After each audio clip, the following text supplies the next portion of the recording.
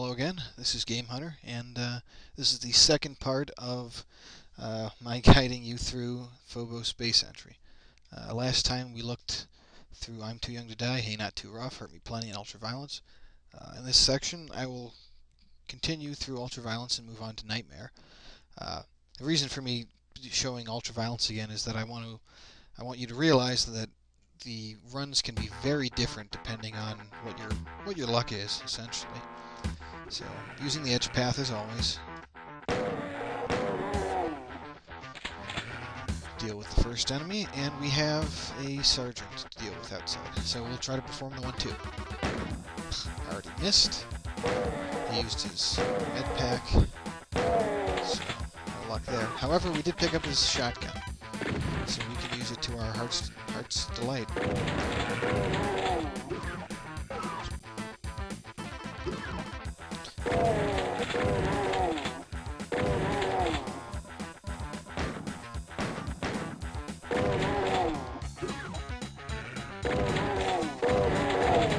That's that. The way I like to judge going through this place is that if you can beat it by the time the music starts looping again, you're doing a pretty good time. So, this was the long fork again. The late fork, excuse me. Late, long, whatever. The idea is that it's different from the early fork. So, let's just go at it one more time. See if we can get a different layout for once, huh?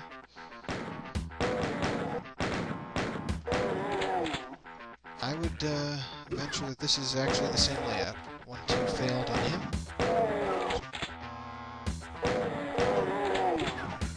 Yeah, this is actually the same layout, go figure. And 1-2 failed on him too. But that's okay, that's okay. We can just use our gift drop in here. So usually, when the experience is about at 35%, that's when you can head in. That means that there's 2 humans and a sergeant left. Ultraviolence experience maxes at 51% here. So you can usually judge how many enemies are left in the area simply by keeping track of how much experience you've gained. So there's the armor, equip the armor. If you're being serious, usually you pick up a second shotgun and equip it to your prep slot. But that's for another area. So, anyway, let's take a look at Nightmare. Nightmare is, in terms of layouts, exactly the same as Ultraviolence. However, enemies are faster because you're technically slower. And because of this, I like to get Finesse for most standard games. This puts the pace of firing roughly the same. Okay, looks like we've gotten the 4th layout, which I call the pillar layout. And perfect timing, too, because this is the best place to show it off. So we kill these guys, and hopefully we can get a lot of corpse stacking going on. Corpse stacking is the laying of dead bodies on top of each other.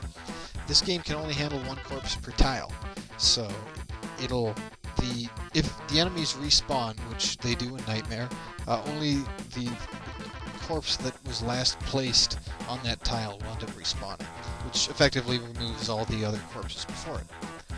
So now we take care of these sergeants. Let's hope the 1-2 works. 1-2 doesn't work.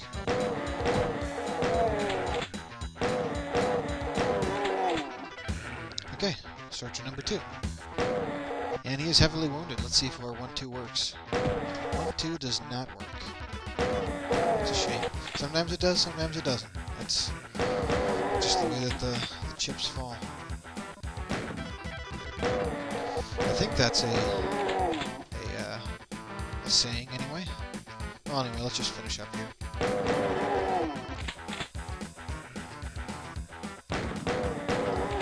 I don't really care too much. If these guys respawn, I can take them out.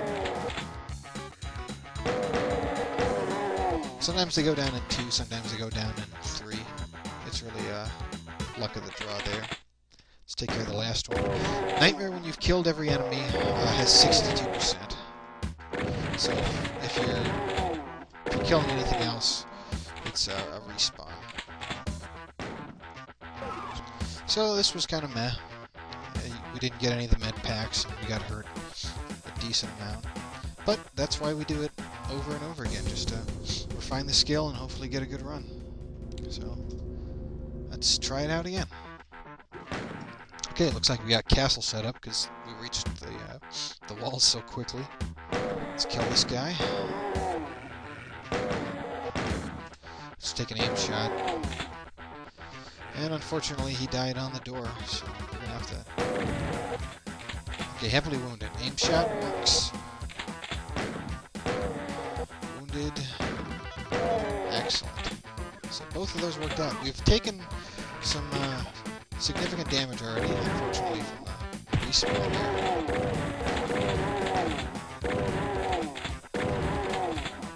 And this would be a time to use one of the med packs. Might as well. So the castle layout, as I explained earlier, uses a clockwise formation.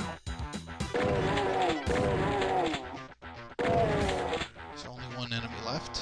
If you can, pick up the extra shells. Might as well.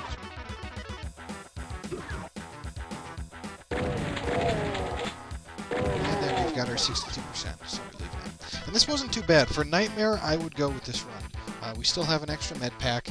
We have the green armor barely hurt, and we've only taken 10 damage, including the med pack. Because on Nightmare, since you have double, it's double healing rather. It's really not so bad if you end up having to use one or even both. Later on, you'll end up finding quite a bit of health, so it's really not a huge concern. But let's just show it off again, just for the sake of showing as much as you can. So let's see what we got here. Looks like an early fork, given the shape of the level. Let's see if we can't get some med packs. Lightly wounded. Wow. I think I only heard him 2 there. Heavily wounded. And the third one worked.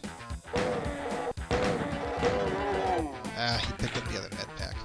So what I'm going to do is get in there.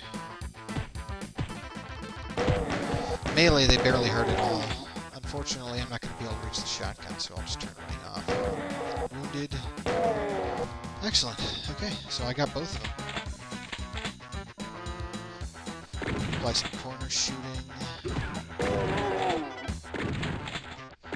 it doesn't work, you just... if they've gotten too far from you. Just close the doors behind you on Nightmare. Best way to deal with the enemies. Okay, 62%. Now the armor is... so you need to be careful in the early forward path, because if the enemies respawn, you might end up taking some extra damage. So this was a good run. We got both med packs, and we're at 64%, and there's really no need to use a med pack.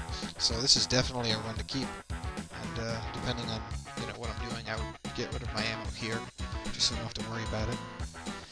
So that's all the difficulties. Take a look at the challenge modes. Angel of Shotgunnery is really simple. I'm going to use Reloader. I like using Reloader unless I'm just kind of waiting for the combat shotgun. I usually don't on Ultraviolence. Nightmare's another story, of course. So from here, just use the edge. Looks like we've got the pillar, so this is going to go really easy. Dang. You definitely get the med packs. As long as you attack from the diagonal as such, you don't have to worry about it.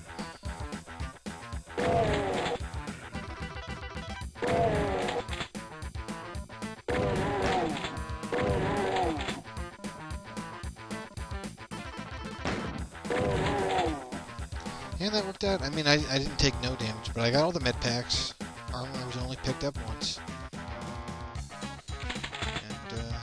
That worked out really well. I mean, basically, when you're doing shotgun, it's same strategies, except everything is easier because you're using an insta-kill shot at point-blank range.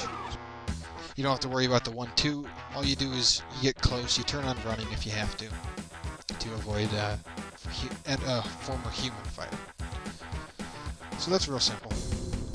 Marksmanship, this is where things start to get tough. You're going to use Son of a Gun because that's the ubiquitous starting trait for a pistol build. And this, fortunately, this means that your pistol shots when you start out are going to be pretty useful. You know, they'll be faster and they'll do more damage than typical. Also, when you play an Angel of Marksmanship build, you're going to want to equip your mod as soon as possible. So for me, bulk and technical mods you equip immediately. Agility mods you might want to hold out because speed-loaded pistols, you'd rather equip the tech before the agility. It has to do with the order of mods. It's kind of a bug, actually. So anyway, we play the old one too. And since we have a faster firing, we will more likely kill these guys before they actually use it. So, only got one that time, but we haven't taken much damage yet. Always try to pick up a spare pistol in these runs. Or 2 or even 3. And definitely equip one of them into your prepped slot. Because when you're swapping, as opposed to just choosing from the numpad, or the number keys, it actually saves you 0.2 seconds. And that can be crucial. It really depends. But other than that, you know, just same corner shooting, avoiding enemy fire. I don't need those shells. But we do want the green armor. There it is. Okay, so that's that. Finally, last but not least, is Berserk. And Berserk is really annoying. I usually just blitz into it because you have the armor and you can afford to. As soon as you see an enemy, you just start running. This one would actually be easier if you had frontal false, but it's really not an enormous concern. So lucky me, I'm actually going to wait for this guy, and then as soon as I'll wait 1 more second, and then I'll go in for it. Since he had enough time to enter the tile with the med pack, but not enough to pick it up. So from here, just drop the med pack, do some gift dropping. This is actually a good place to have it. Same with the pillars or the castle. The late fork is usually the most annoying, but the reason the early fork is annoying for Berserk is because of this place. You essentially just have to run in, and if you're lucky, you can close the door, put down the med pack, and just gift drop these last few guys. But don't forget to pick up your combat knife, of course. And this was an awfully good run for Berserk, getting that small med pack, and not too much health lost. And the blue armor is looking pretty nice. So that's basically the way to do those challenges. You just employ the same strategies, but just keep in mind what you have to work with. Berserk uses a lot of gift dropping. Marksmanship uses the 1-2 most effectively, and Shotgun just has a field day. So that's basically everything. Hope you enjoyed the video. In my next section, my next tutorial, I'll be showing off the 2nd and 3rd levels, probably once on Hey Not Too Rough and again on Ultraviolence. So tune in for those.